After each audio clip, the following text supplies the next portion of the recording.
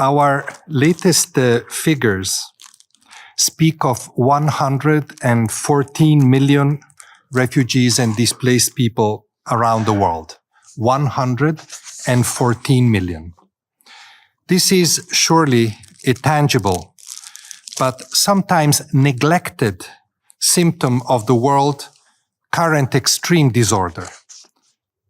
And including this yearly discussion in your charged agenda, especially these days, is consistent with Brazil's commendable attention for the plight of the uprooted, for which I thank you.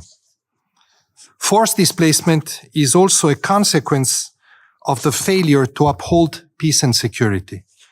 And brutal conflict continues to be its main driver.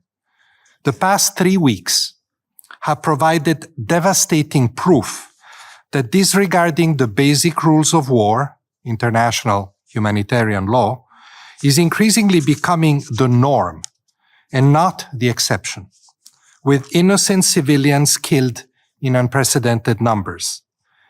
In the Hamas attacks on Israeli civilians and in the killing of Palestinian civilians and massive destruction of infrastructure caused by the ongoing Israeli military operation. As we speak, and as you know, over 2 million Gazans, half of them children, are going through what my colleague Philippe Lazzarini has called hell on earth. A humanitarian ceasefire coupled, of course, with substantive delivery of humanitarian aid inside Gaza can at least stop this spiral of death, and I hope that you will overcome your divisions and exercise your authority in demanding one. The world is waiting for you to do so. But one must hope that a ceasefire becomes the first step towards embarking again and finally on the path towards a solution.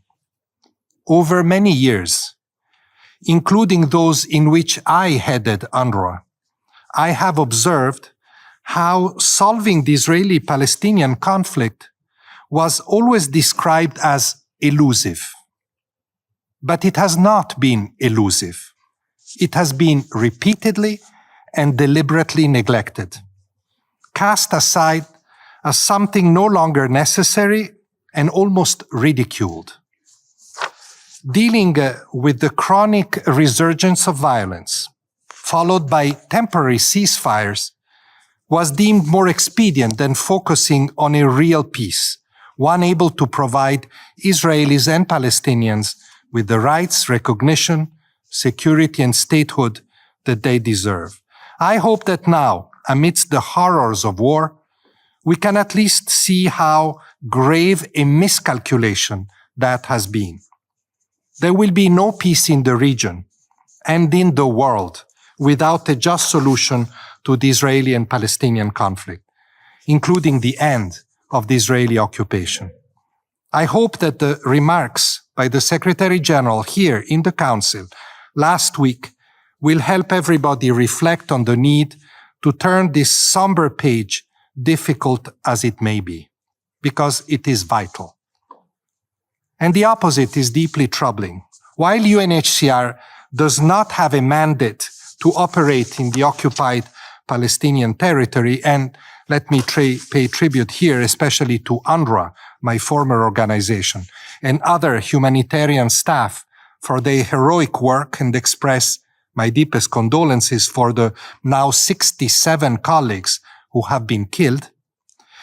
It is clear that this latest and deadliest round of violent conflict risks infecting the wider region and beyond, with catastrophic consequences, including in places where UNHCR is very much present and working to help protect and assist the displaced and solve their plight. Mr. President, the conflict in Gaza is the latest and perhaps largest piece of a most dangerous jigsaw of war that is rapidly closing in around us. But you have the responsibility to remember that it is not the only one. Look at Sudan. Just 6 months ago, governments and media were very focused on the situation as their citizens were being extracted from a war that erupted without warning and turned previously peaceful Sudanese homes into cemeteries. Now, fighting is growing in scope and brutality, affecting the people of Sudan, and the world is scandalously silent. Though violations of international humanitarian law persist with impunity. It is shameful that the atrocity committed 20 years ago in Darfur can be happening again today with such little attention. As a result, almost 6 million people have been forced from their homes. More than 1 million have fled to neighboring and often fragile countries. And some of them have already moved on to Libya and Tunisia and are crossing the Mediterranean on flimsy boats towards Italy and the rest of Europe. I welcome the resumption of the Jeddah talks and hope they will help at least reach a ceasefire soon.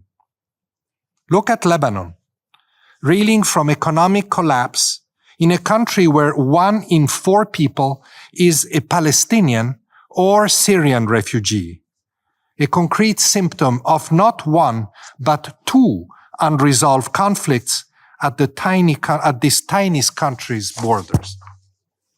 Look at the Central Sahel, where amongst grave political instability, the brutal violence which has terrorized civilians for years is rising again, increasingly driving people to Africa's coastal states, which are rightly very concerned, against the background of a climate emergency that is relentlessly wreaking havoc across the poorest countries.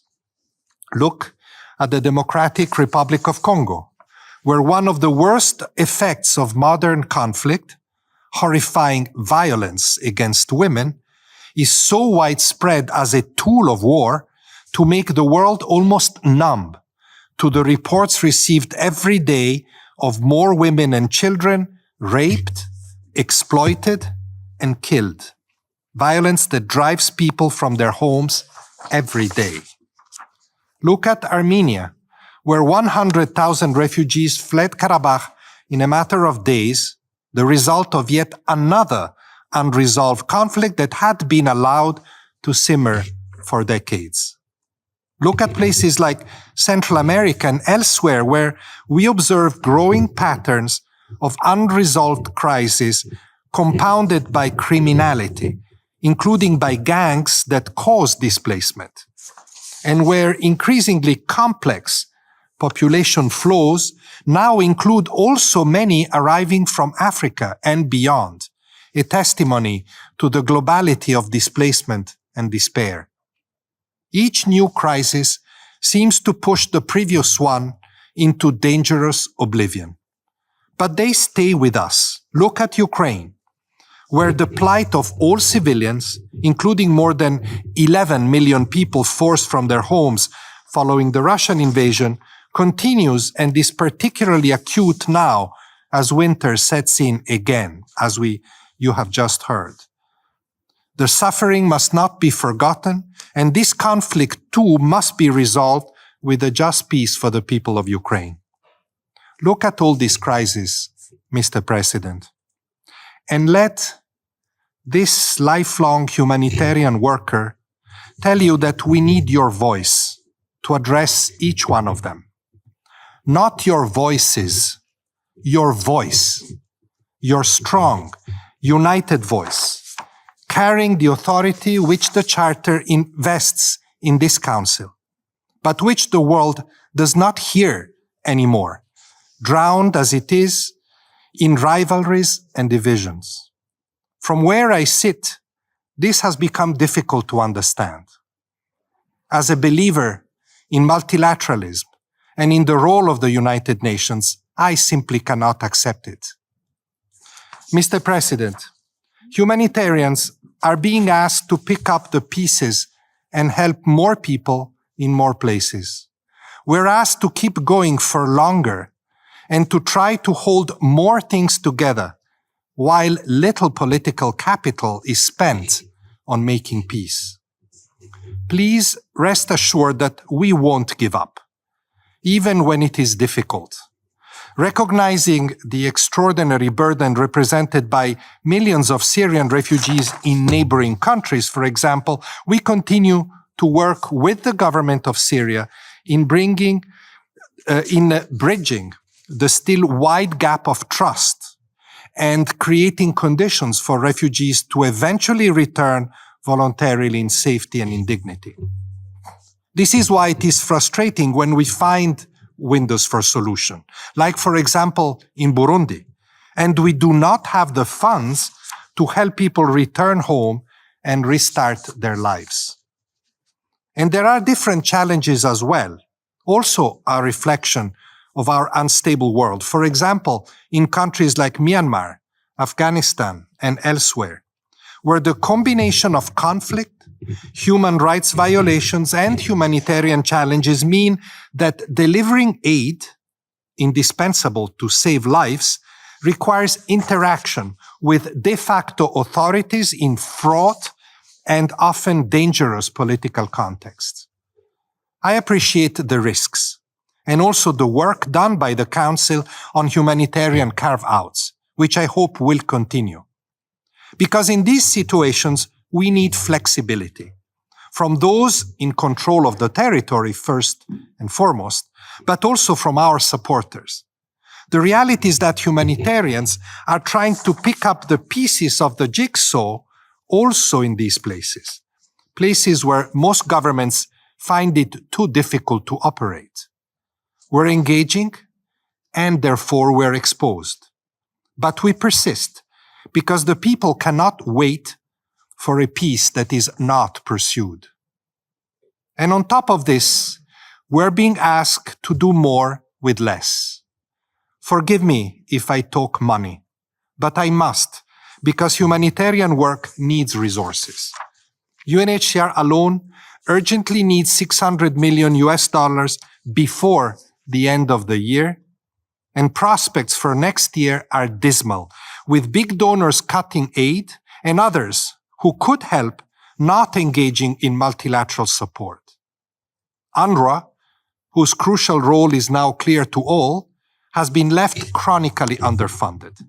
The World Food Programme, UNICEF, the International Committee of the Red Cross all face the same financial crunch in their humanitarian activities. So we prioritize and reprioritize. We cut rations, shelter, staff, hoping to maintain a lifeline to those in need, but in many places that lifeline is becoming thinner by the day. Being alone, being exposed, being short of resources make me wonder for how much longer we can continue. Humanitarians are tough, but humanitarians, Mr. President, are near breaking point. And what will you be left with when they have to go? Mr. President, the gravity of this moment cannot be overstated. The choices that the 15 of you make or fail to make will mark us all and for generations to come. Will you continue to allow this jigsaw of war to be completed by aggressive acts, by your disunity, or by sheer neglect? Or will you take the courageous and necessary steps back from the abyss? Thank you.